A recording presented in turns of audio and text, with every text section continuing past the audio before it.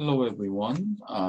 We are going to discuss chapter 1.2 today, right? 1.2 today. So 1.2 is about data, sampling, and variation in data and sampling. So we're going to talk about still some of those basic concepts in statistics, especially data and sampling. So let's talk about data. Now remember, in our last chapter, we talked about the data and variable. So for example, variable is like the box. Data is the actual number or non-number type that you fill in the box, right? That's a data. So if this is age box, the actual number like 25, 17, 22, the actual number is going to be the data. Now, it says data may come from population or it can possibly come from sample. Remember, the population should include everything, and sample is just a part of population.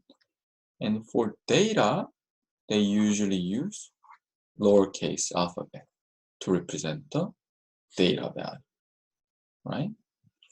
Now, if it's a data, then it can possibly be qualitative data or quantitative data. Now, let's talk about the quantitative data first. Quantitative data is number type of data. And qualitative data is non-number, right? In short, non-number type of data. So let's talk in details. Qualitative data is what? What did I say? Qualitative data is non-number type. So qualitative data are result of categorizing or describing attribute of population, or it could be sample. Something like hair color. You know, we all have different hair color. That's not number though. Your blood type, different blood type, different ethnic group, the car a person drives, right? We all have different types of car. That's not number, right? So all this non-number type of data is going to be qualitative data. It describes the quality, right? Qualitative. And qualitative data is you generally describe words or letter, right? That's a qualitative data. Now, on the other hand, quantitative data is going to be what?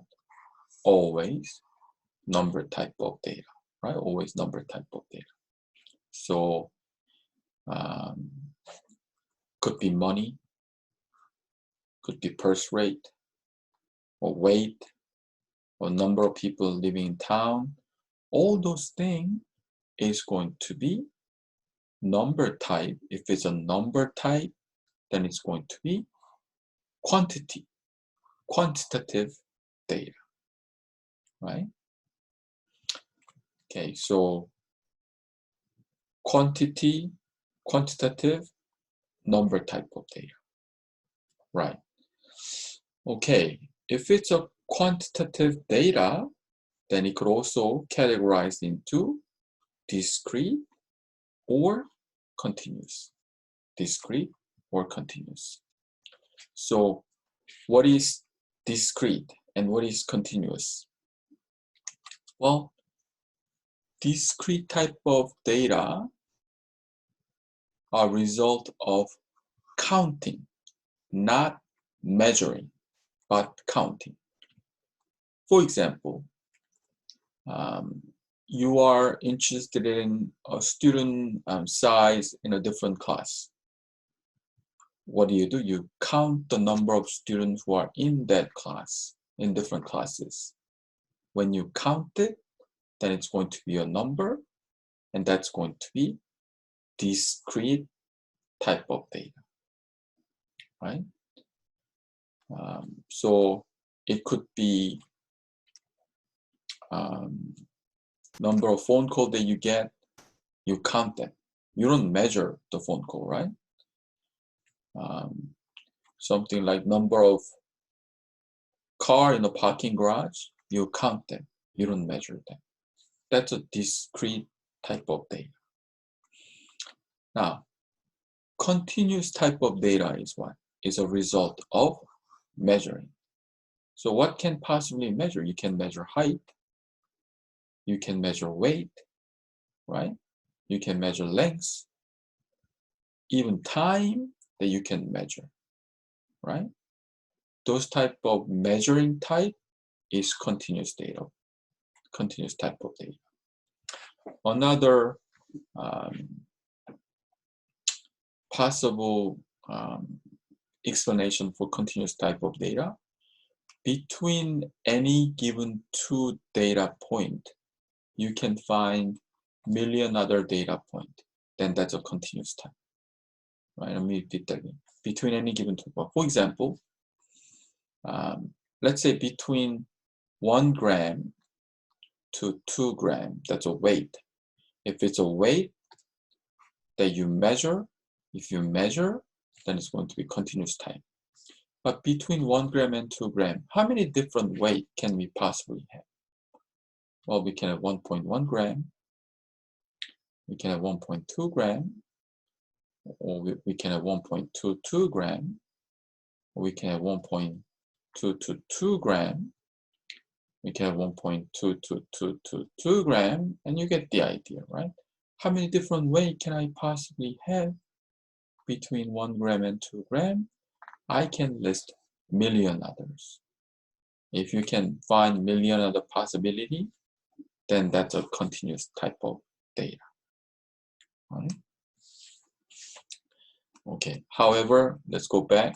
Discrete type of data, you don't measure, you count, and you don't have million other choice. You only have a limited choice, right? Between class size of 12, class size of, let's say, 17, how many different possibilities do you have? Do you have million other possibility? No, you only have 13, 14, 15, 16. You only have 4 different cases between this. So it's going to be discrete type of data. However, if you have a million other choice and something that you get by measuring something, then that's going to be continuous type of data, right? Okay, so this is like a little summary of it. If it's a variable, then you have numerical type of variable or categorical type of variable, right? And if it's a data, you also have qualitative data, which is non-number,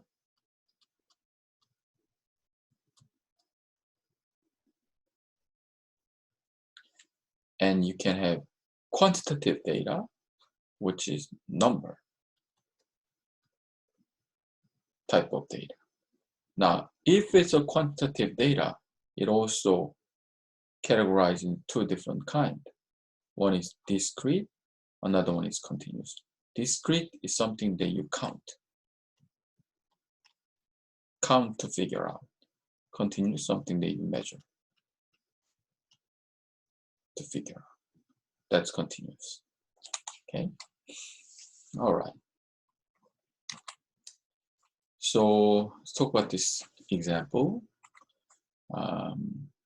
Whether this determine the correct data type, which is quantitative or qualitative, and indicate if it's a quantitative, data, then figure out it's a continuous or discrete, right?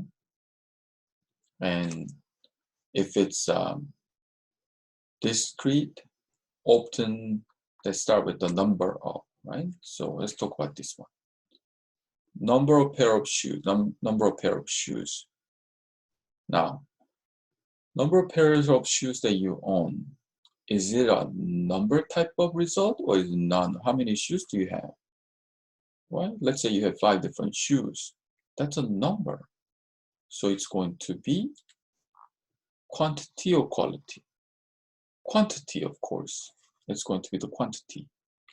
And if it's a quantity, is it continuous or discrete? Do you count the number of shoes or do you measure the number of shoes?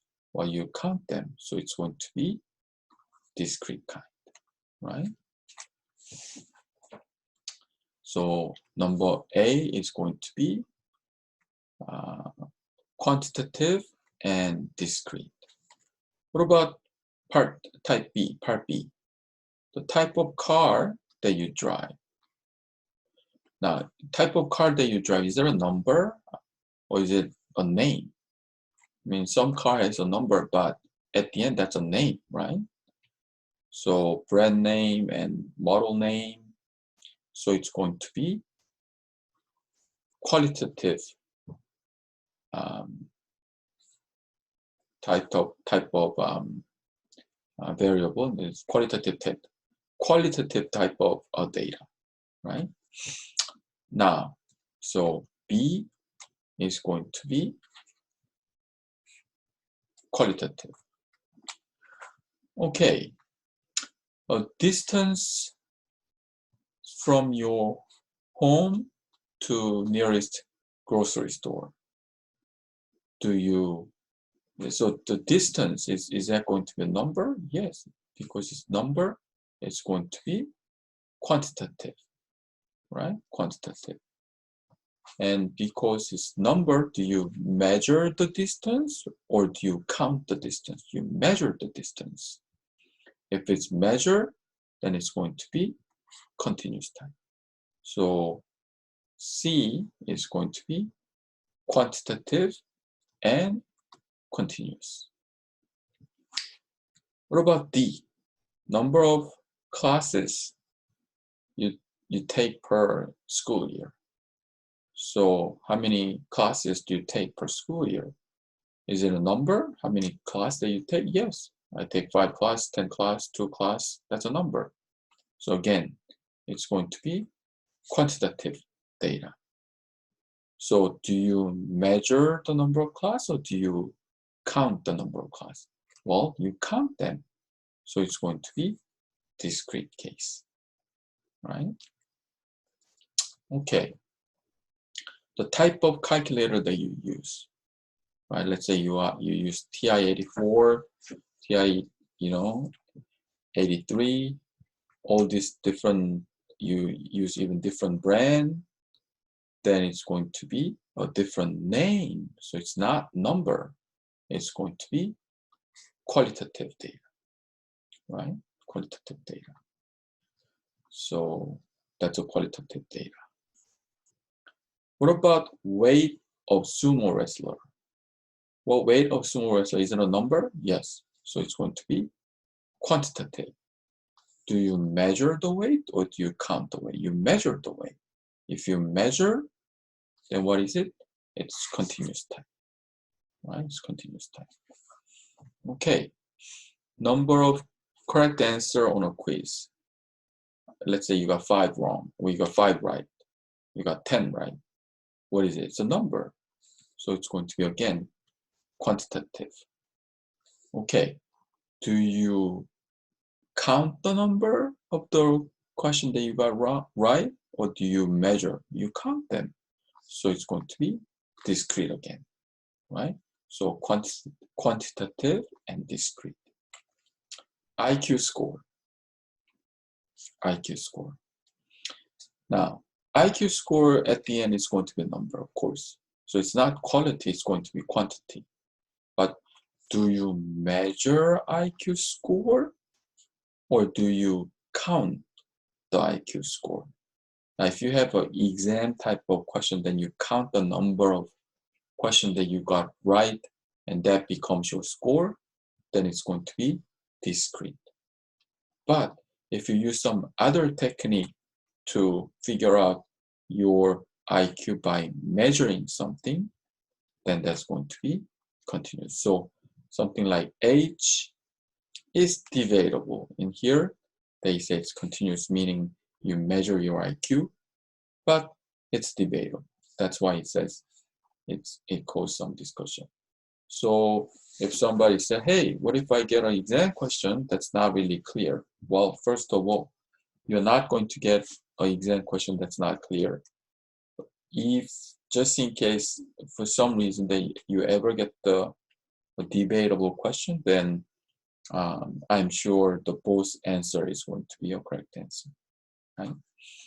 Okay. So displaying data, right? I mean, there are many different types of displaying technique that we can use. Now, something like this, right? You use this table. You can see this is two different college, and I guess they are trying to say how many part-time, how many full-time, total number of students, and they actually convert this number into percent as well. Same for this college, right? For their college, number of full-time student, number of part-time student. Now you can see that percent of full-time students is lower than this, right? In case of the Foothill compared to De Anza College, right? De Anza College, about the same, 40 and 60, roughly speaking, but this is like 30 and 70. So there's a lot more part-time student in here. And total number of students is also. Anyway, the point is, you can display your data in table form like this, or table form like this, right? That's the whole point. What else is possible? Well, you can also use pie chart.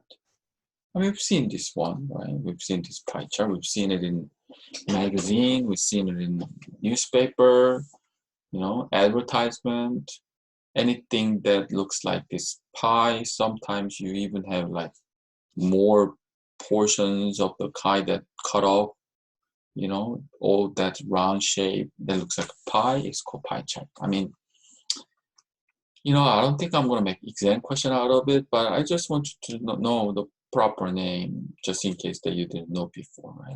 I'm sure a lot of you know this is a pie chart. Right? Bar graph. So another type of representation of the data. How do we represent the data? How do we present the data? Well, they use bar graph. You can see that under age of 25, intended to transfer, full time, they have all these different types of categories and their proportion, right? Using this bar shape. That's why it's called bar graph, right? Pie chart, they talked about the pie chart, a little bit more detailed, comparing these two different things.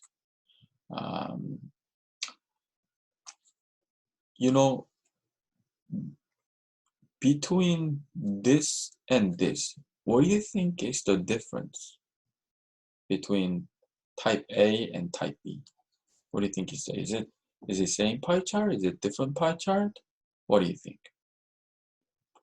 Well, answer is yes, they are same pie chart. However, type B is organized in a way that all this percent is decreasing, right? It's regular decreasing. This one is pretty random, right? Big, small, small, big, big, small. So this is, they usually do not use it. They usually use this type of organized pie chart. Because it's easier to see, of course. right? Compared to this, I mean, you have to really look for this ethnicity of the students. But if you organize in this way, it's a lot easier to see, right? Okay, and bar graph also, you have this bar graph and this bar graph. Which one would you prefer? Of course, I prefer this one. Correct? Nice descending order. It's not like going up and down. So it's a lot easy to see, the ethnicity and all this, the actual data, right?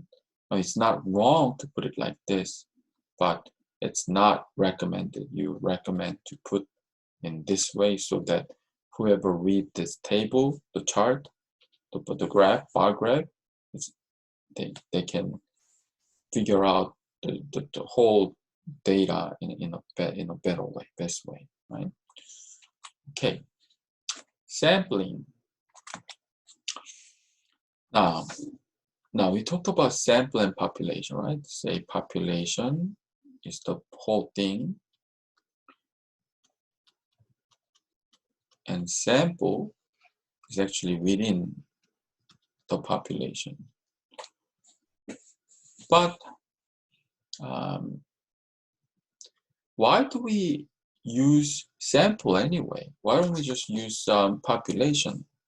Let's say you really want to know the average age of US student, right? You really want to know average age of US college student. Then you really have to have the entire college students data in US, and that's very difficult to get, right? Let's say it's not age, let's say it's a height, something that you actually have to go and measure, and you'd like to know the average height of US college student. Then measuring every single US college student I think it's almost impossible job, an impossible project. That's why instead of working with the population, you like to work with the sample, right? Instead, you like to work with the sample. But working with the sample is posing another difficulty, which is where do you find the sample and what's the fair and best sample that you can possibly get, right? That's not an easy question, right? If you think about it. So, later chapter, we are going to talk about different types of technique that we can use to figure out the sample. But here, we just, like to say that there are different types of figuring out different types of sample, and sample is actually part of population. Okay. All right.